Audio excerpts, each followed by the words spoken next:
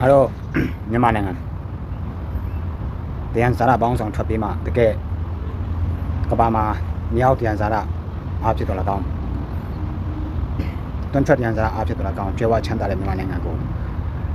နေချက်ကျူးကျော်လာတဲ့နိုင်ငံ၃နိုင်ငံရှိပါတယ်နေချက်ကျူးကျော်လာတဲ့နိုင်ငံ၃နိုင်ငံထဲမှာပထမအဦးဆုံးနေချက်ကတော့ပိဋကအင်္ဂလိပ်ဖြစ်ပါတယ်ပိဋကနေချက်နဲ့ဂျပန်နေချက်ပေါ့ဖက်စစ်ဂျပန်နေချက်အုတ်ချုပ်ကာလ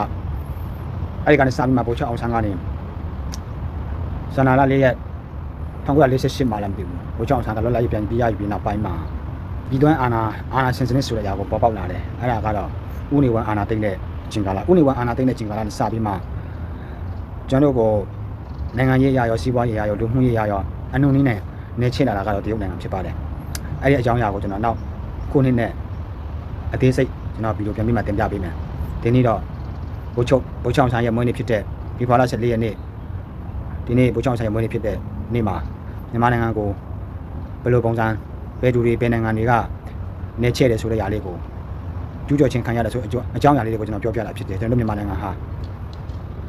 နေချဲ့ကျူးကျော်ခံရတယ်နေချဲ့ကျူးကျော်လာတဲ့နိုင်ငံ၃နိုင်ငံရှိပါတယ်ပိဋကအင်္ဂလိပ်ဖက်စစ်ဂျပန်နေချဲ့တဲ့အစိုးရရုပ်ကွန်မြူနတီပါတီရဲ့အစိုးရကကျွန်တော်တို့ကိုခက်ရှက်ယနေ့ထိနေချဲ့တာဖြစ်ပါတယ်